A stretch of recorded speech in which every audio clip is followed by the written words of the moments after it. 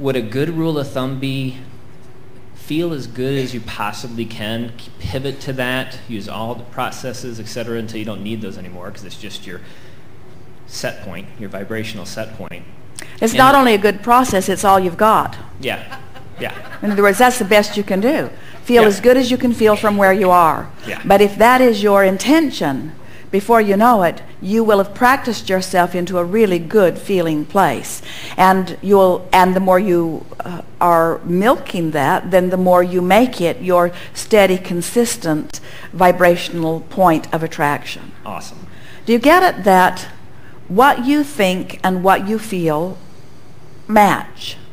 And do you get it that what you think and what comes to you in terms of manifestation match? So it really is not a difficult thing. You're getting constant feedback. First the feedback comes in the form of emotion, but then the feedback comes in the form of manifestation. So when you know what you all know, it cannot be hard to guide yourself in a positive, productive, good feeling direction. You have to know how to do that. You do know how to do that. Awesome. So what are the tripping points? In other words, what keeps you from doing that? We really want to get to the bottom of this, because if there's anyone who ought to know this, it's Esther. Wouldn't you agree? She's been around this from the very beginning.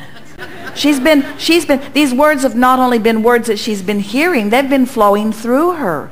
And so when something happens that makes Esther feel not good, and she doesn't immediately make the effort to choose a better feeling thought, what do you think is the motivation? Why would someone wise like Esther, or like any of you, why would you not just pull out all of the stops? Why would you not just do everything in your power to find the better feeling thought when you know it's the answer to everything? What could possibly be your motivation to not do that? Well, you want to be right. Yeah. You want to be right. You've been using a different criteria for the way you've been guiding yourself. You've been sifting through the world and developing opinions or attitude about right behavior and wrong behavior, rather than about aligned vibration and resistant vibration. Rather than having your criteria be about how it feels, which means about how in alignment you are, you've been measuring yourself against other humans. And why would that be? Because early on in your experience, instead of those around you saying, now there's a lot for you to see, and some of it is going to really match who you are constantly becoming, and some of it won't. And if it matches, you're going to feel wonderful. And we, your parents, and we, your teachers, we encourage you to give that your undivided attention. But some of it won't match. And when it doesn't, it's not going to feel good. So get off it as quick as you can. But that wasn't the guidance that you were given in most cases. Instead of being encouraged to follow your bliss, instead you were instructed by so many others to say, well, let's sort out this great big world, and let's define which parts of it are right and which parts of it are wrong. Which people are the righteous people and which people are the wrong people, and which people were born under the right star and which people weren't, and which people have the right color of skin and which people don't, and which, in other words, let's sort it all out into categories, and then we'll decide in a hierarchical form what's the rightest and what's the least right, and then once we get it all sorted out, which you haven't even come close to doing, by the way, once we get it all sorted out, then we will use our power. We will gather together in groups, large obnoxious groups. We'll gather together in groups, and we will control the behavior of each and every other group to make sure that only what's right comes up close to us. Which sounds pretty good to control freaks. But it doesn't work out well at all, because in this inclusion-based universe, when you shout no at something, it comes up closer to you. In this inclusion-based, attraction-based universe, when you say yes to this thing you like, you get more of it. When you say no to that thing you don't like, it's like saying, come to me, this thing I do not want.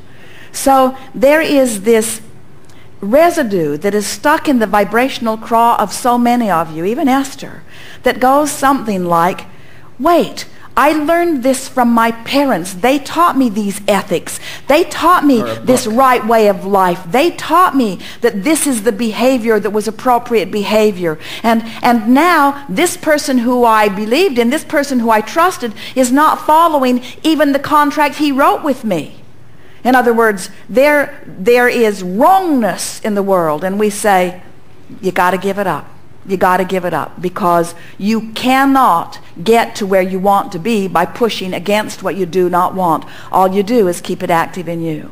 So now we did get to the bottom of it. Why would wise, emotionally guided, pure positive energy seeking, source energy extensions, who understand who they really are, who know that feeling good is alignment with the furthest extension that you are and that God is, why would anyone choose a thought that is off course from that? And we say, because you're still trying to prove piles of rightness to those who disagree with you. Doesn't it clarify everything for you? If you have one criteria, and that criteria is, how do I feel now and could I feel better? How do I feel now and could I feel better? And then you start criticizing people and feeling how it gets you in your gut. And then you start praising people and you feel how buoyed you are. When you start loving on purpose and you feel source flowing through you, and you find a reason to hate and you feel yourself emptied out.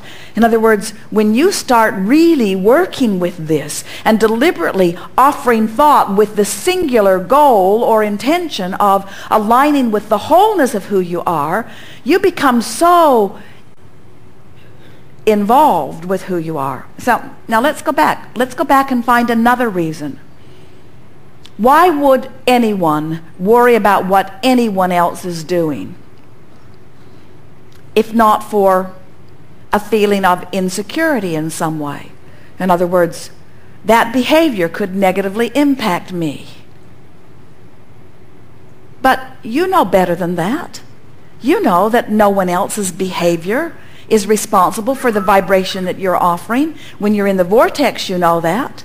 Oh, when you're not in the vortex, standing out there, you feel vulnerable. You feel vulnerable or insecure. But when you're in the vortex, you feel all of your power. So only when you are outside the vortex do you then worry about what others might do. Because when you're inside the vortex, law of attraction could never bring anything to you that's not a vibrational match to who you are, you say.